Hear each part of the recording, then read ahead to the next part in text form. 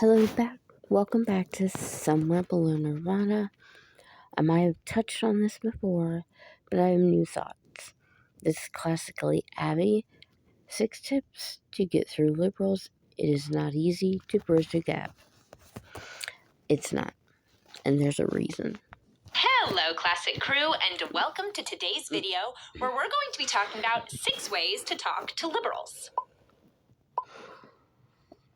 I recently read Jonathan Haidt's The Righteous Mind. Valuable lessons in the book that I think were worth talking about and will allow us to view people on the other side of the aisle as people and not as enemies. And I think that that's just a really hard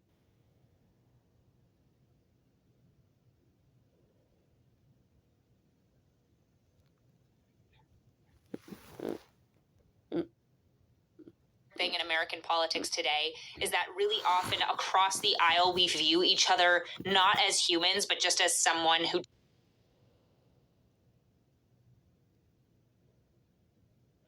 Sorry for the technical issue.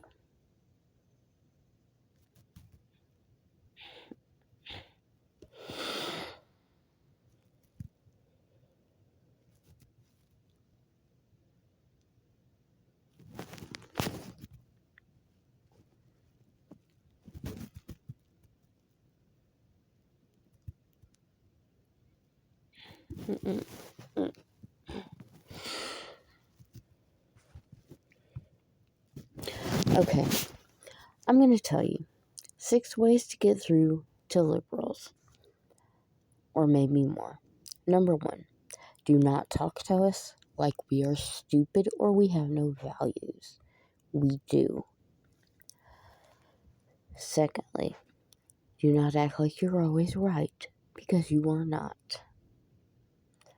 3, we may be less likely to hang out with you because you are conservative. 4, do not absolutely think that we all have sex before marriage with anybody and everybody. Not true. Any ism to have any value or legitimacy or moral authority. For the woke, for leftists, they believe that they are the only ones who know what true morality is and that we need to tear everything down. Excuse me. In your past videos, you said that conservatives have lived values with purpose and meaning. So, yes, you are insulting liberals. And start over. Now think about that. From their words and actions, it is very clear that they believe they are smart enough to tear down everything that we have known and start it over with their woke ideology. And anything that is not their woke ideology is immoral, wrong, evil, bad. We need to get rid of it and start from scratch using their version of morality. We can't really negotiate or have a fruitful conversation with leftists and wokists because we're starting on entirely different footing. It honestly doesn't make any sense to engage in conversation with someone who doesn't have common ground with us, because they don't look at how can we make things better from here. They think we need... Yes, actually, we do.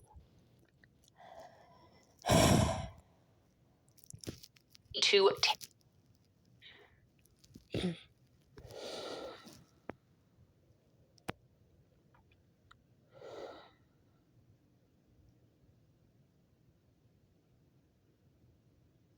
it down and start over. This is completely different from liberals who, like conservatives, are trying to do the best for everyone, but are still working within the same framework as we have about morality and social structures. Our disagreements with liberals can be significant, but very often they're more about practice than about principle. I believe that working with and talking to liberals can really create a fruitful conversation, and it's something that we should regularly and constantly pursue. And this is especially true because we need liberals on our side to fight against this wokist ideology, this leftist wokist ideology. Conservatives and liberals need to work together to stand against that kind of thinking. But now that we have that out of the way, let's talk about The Righteous Mind by Jonathan Haidt and 6 ways to talk to liberals. Number 1 is to make people feel understood before trying to change their mind. Jonathan Haidt uses the metaphor of a... You said before trying to change their mind. You will not change my mind. I've been liberal my whole life. You will not change my mind. Rider and an elephant to describe how people think. The rider is conscious, active reason and logic, and the elephant is intuition. It's unconscious impulses. We as people like to believe that the rider is fully in control, that everything that we believe and everything that we do is controlled by our logic and our reason and our conscious mind. But the fact of the matter is that's not really true, according to Jonathan Haidt. He says that the elephant is in control more often because think about... Also, Abby, why are you referencing books? Can you not think of things yourself? How heavy an elephant is in comparison to a rider, and that the elephant will throw its weight around more than we think, such as a visceral reaction.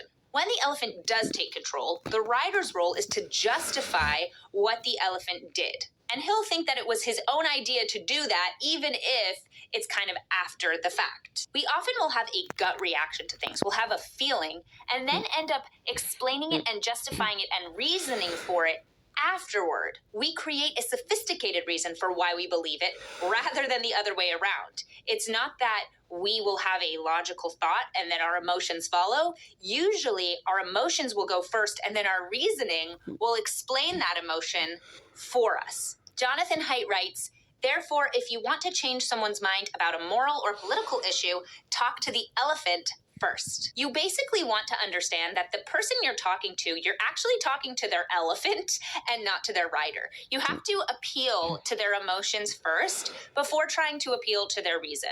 So you want to be nice, you want to be kind, you want to show that you do understand their point of view, and Abby, you can be nice, but a liberal will see right through you. that you can work with that, you understand what they're saying, and then you can start to appeal to the rider. Because if you were immediately to just say, you're dumb and here's why, then no matter how well you convince the rider, the elephant still won't lean in your direction. And therefore, it won't matter that you've convinced them logically and you've given them reason after reason, because intuition-wise, in their stomach, in their visceral reactions, they will not be able to agree with you. So you always want to make sure that when you're talking to someone on the other side of the aisle, you make sure they feel heard, they feel understood, that you are showing them that you have good intentions when you talk to them. Because if it... Excuse me, do liberals not have good intentions? Yes, we do. Just comes off like I have to convince you no matter what, then they're not going to feel like they can accept that reasoning. That line of reasoning will not matter, and you will lose your opportunity to maybe change someone's mind. Number 2 is recognizing the thought process someone on the other side of the aisle is having when disagreeing with you. Jonathan Haidt writes, reasoning can take us to almost any conclusion we want to reach because we ask, can I believe it when we want to believe something, but must I believe it when we don't want to believe? This continues on with the idea of the rider and the elephant. The rider is often sent to find all of the information it needs to prove what the elephant wants him to prove, and then ignoring any other information. And the rider will again claim that it was his idea all along to think what he thinks. But Comment. Okay. You conservatives believe in personal responsibility. I'm a liberal. I do too. That I agree on. However, things like tax breaks for the wealthy and other things I will never agree with because I believe they're wrong.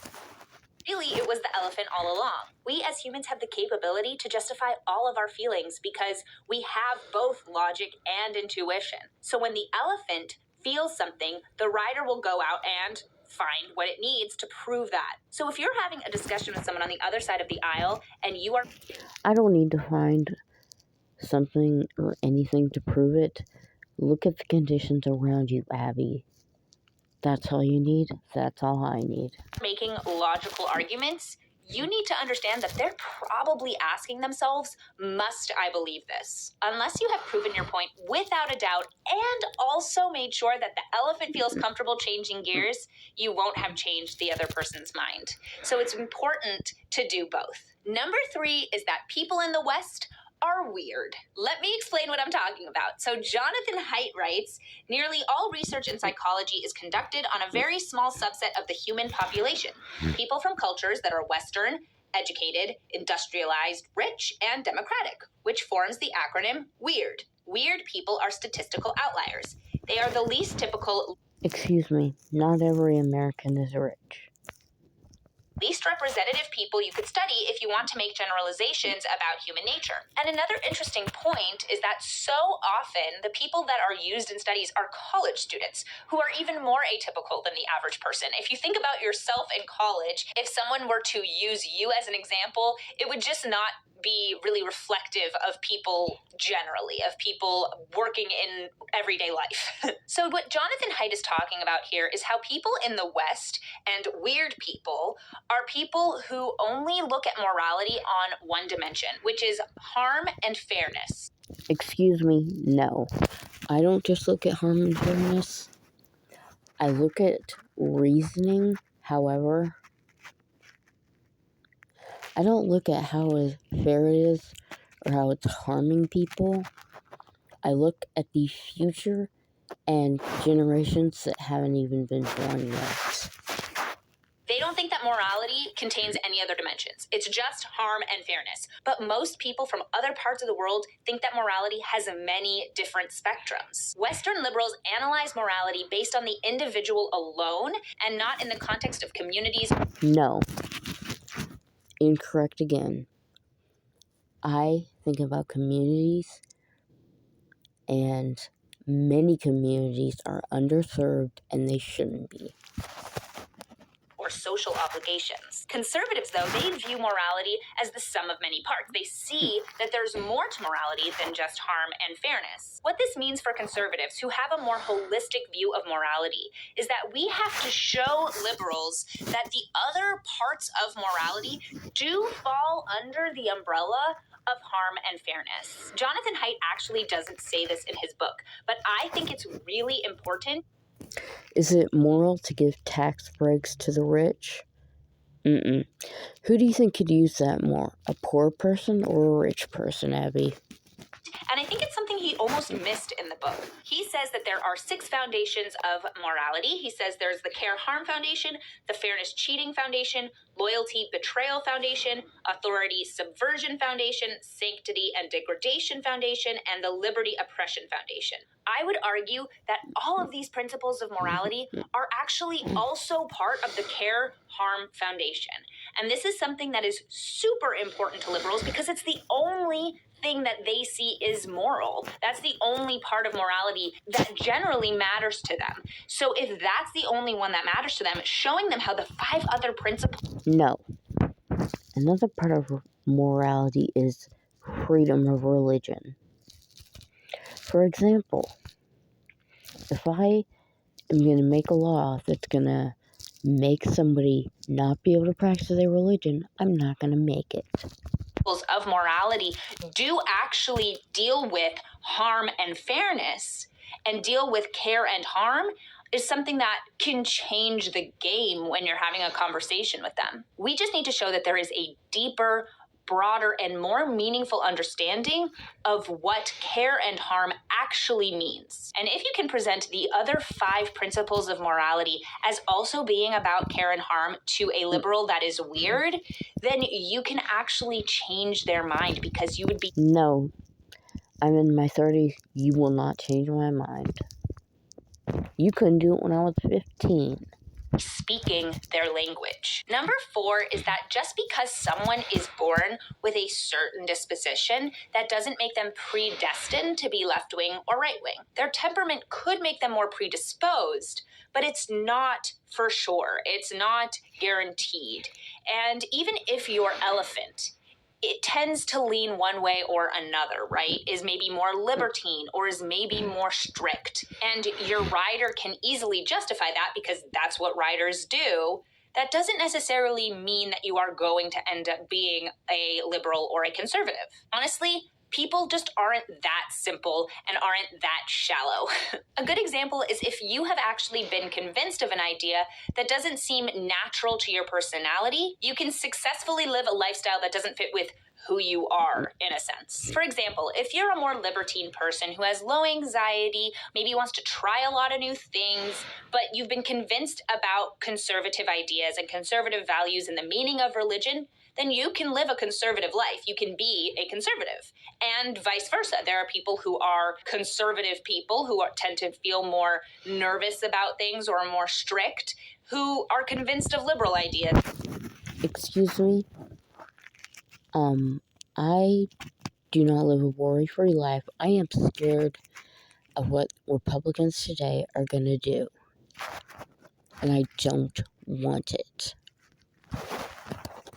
And then end up being more liberal. Life and people are broader than the categories we try to fit them into. So with that in mind, if you meet someone that has a personality that seems to fit more in one box or the other, that doesn't mean that they have to be that one thing. If you meet somebody who is more libertine and you think, well, they have to be liberal, that doesn't necessarily ring true. Number 5 is understand why liberals are skeptical of religion and groupishness so that you can... Excuse me, I'm not skeptical necessarily of religion. I have a religion. And groupishness, not much skeptical about that either. Really try and address their concerns. It's so important to recognize the differences between real religion and good community and the version of those things that are bad. In discussing the new atheist perception of religion, Jonathan Haidt writes, if religion is a virus or a parasite that exploits a set of cognitive byproducts for its benefit, not ours, then we ought to rid ourselves of it. But what's fascinating is that religion actually binds people together and has done so for thousands of years. Religion has encouraged people to be trustworthy and do the right thing in the eyes of God and... Excuse me, Abby? Do you not remember reading in history that the Spaniards told the Native Americans basically, you're going to convert to our religion or we're going to kill you? I could be wrong about that, but... in the eyes of each other, and only the groups whose gods encouraged cooperation survived. True happiness only comes from the feeling of being part of something greater. That's why you have leftists and wokists treating that philosophy as a religion, because it feels like they're part of something greater than themselves. When you don't have real religion, you make one up. And so for people who are participating in a religion, it brings them joy, it brings them happiness, and it's super important to creating communities, creating good behavior among societies. It's really important. And being able to show why, from a societal perspective, religion is a good thing and not a bad thing is going to be a really good talking point with liberals. Rabbi Jonathan Sacks of blessed memory said, the meaning of a system cannot arise within the system. The meaning of our lives must come from outside of ourselves. Number 6 is that liberals don't understand conservative ideology the way that conservatives understand liberal ideology. The reason that I don't need to understand any more than I do, because I know that these conservatives want to conserve the way things once were. And that includes sensitive topics that I won't get into, and they do not need to be conserved, period. liberals don't give conservatives the benefit of the doubt is because they truly do not understand the way that we think. They don't understand that conservatives are really trying to bring about more happiness in society by encouraging society to be... How is it going to bring happiness when women cannot control their own bodies? Pro-choice doesn't mean I'm telling you go out and get an abortion. I'm saying you can. A community built on values that are accurate about human nature and moral virtue, and which have rules that are the proper balance of humility and aspiration. And the reason liberals don't understand this is because they're weird. They view everyone as individuals. They do not see the communal binds that make people happier. And in doing so, in breaking people apart into individuals, they are making people lonelier and sadder because they... No, I am not making people lonely or sad. No. How is being woke, being aware of injustice, and wanting to fix it making people sad, Abby? It isn't. Don't see what the connections actually bring.